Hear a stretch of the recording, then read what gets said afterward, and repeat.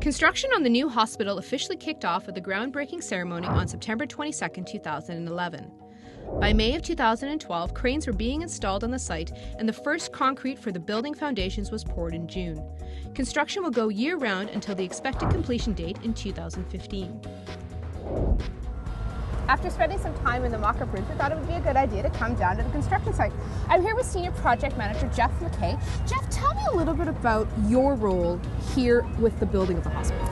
So how EllisDon does it, we do this, it's truly a team effort here. So there's myself and Peter Hubrick, my General Superintendent, and the two of us are sort of charged with bringing this project to fruition. Obviously on a project of this nature, there's a huge bunch of individuals that help us out, and our team members are, there's lots of us back in here to help us out. But my function is basically from the commercial standpoint of the construction project. So all of the tendering, letting of contracts, negotiating contracts, all the financial side of the project is my responsibility. And then Peter, his responsibility is to work on site. So the two of us work together very, very closely to bring the project in on time and on budget. You're building a campus here versus building one building. How is that different? Like, what's the difference between building a bunch of buildings or a big complex versus building, say, one office tower? Right. So this is a greenfield site. As this is a triple P and also a DBF. And what's triple P? Triple P is a private-public partnership. Okay. So, and it's a DBFM, which is a design, build, finance, maintain project. So we're responsible for all the design, all the financing, all the construction, and then we actually maintain the hospital after that. So we have a stake in the hospital. Unlike a regular development where we work downtown, we build an office building, we're finished. So there's a lot going on this campus. Like, there's not just, like, you're not just working in one part of it, you're working in a bunch of different parts. How many people are here on an average day? So right now we have about 400 workers on site, and then the trailer complex that you've seen earlier, there'd be about 100 office staff.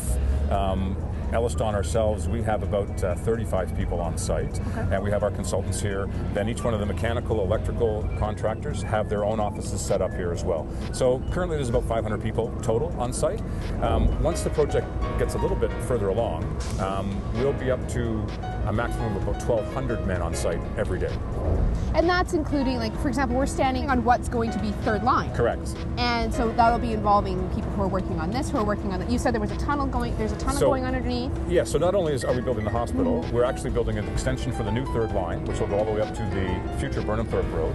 We're also building a new road over here at Western Road, which will go from Dundas all the way up to the new Burnhamthorpe. And then underneath here, we're working with the region, and we're actually doing a very large sanitary line that runs, it's about 45 feet deep. It's about an 8-foot diameter pipe that runs all the way up this new third line and will connect up to Burnhamthorpe as well. So you guys are basically it's almost like a little city for you guys. It's here. A very busy spot. Yes, we're working in all kinds of areas as opposed to just there that you see. We're also doing a diversion channel up at the top. So, what kind of challenges do you guys face in this kind of construction? Because hospitals are a very specific kind of construction. Are you guys facing any unique challenges? Hospitals are always unique in and of themselves. They're a very complicated project to build. This is a little more complicated in that we are doing roads. We are the developer here as well. So we are, as I said, we're doing the roads, the sewers, all the site servicing. It can be a bit challenging. It's just to get all through the permitting stages and to do all of that and the design and complete that and work with the hospital. So it's just, and the sheer size of it. It's 1.5 million square feet of hospital. There's a 400,000 square foot 6-story parking garage. There's parking for 1,800 cars outside. It's a big project.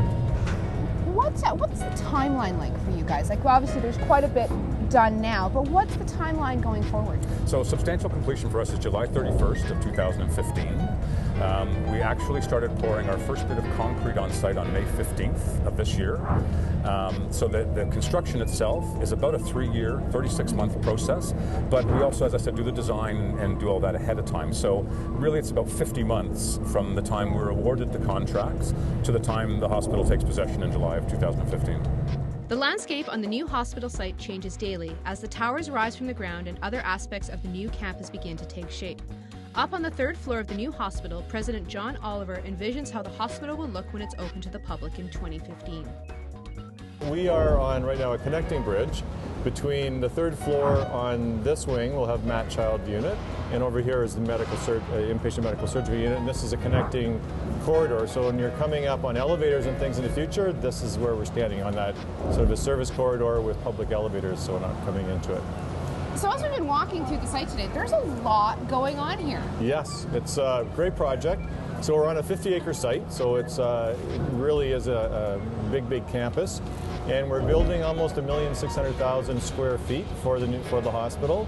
We'll have about 457 beds in it when we open, and lots of great services, and lots of room for the community. That's the most important thing for us, because we're so out of room now down at the old OTMH. This will give us room for the future for the community of Oakville. Now, work doesn't stop here. We're hearing work going on all the time that we've been here. And of course, we were in the mock-ups and we were learning a little bit about what the hospital will look like after it's constructed.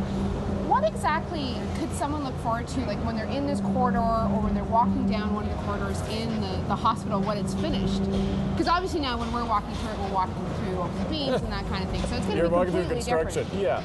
So our goal is to have an environment that makes people feel at home and welcomed and at peace. Hospitals are very stressful places. So you want the physical built environment to be calming and relaxing.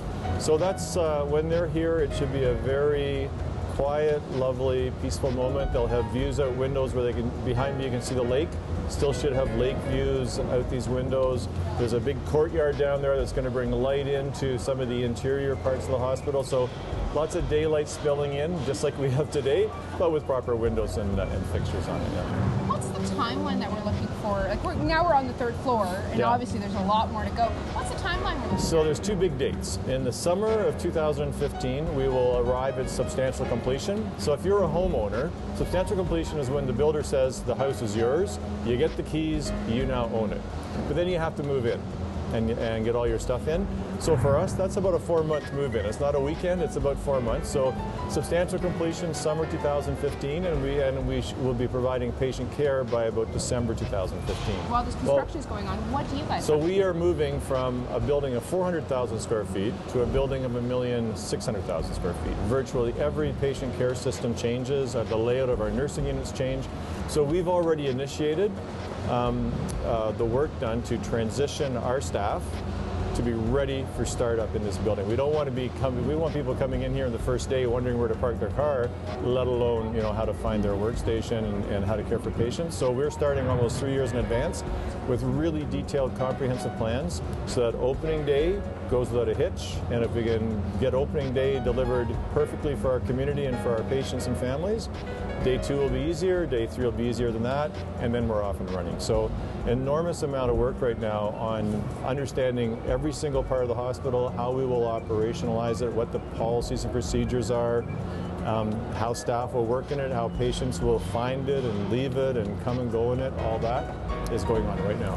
What are you most looking forward to when the new hospital opens? Well, cutting the ribbon would be really nice, because then a lot of the work's behind us. We're then into the building. So I think we're all really looking forward to that opening day and having that completed.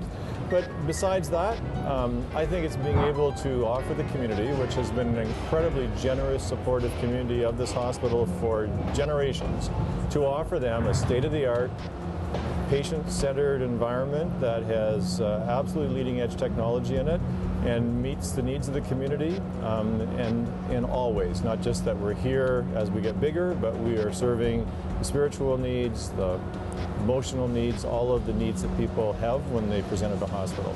And that's our opportunity here to get that right.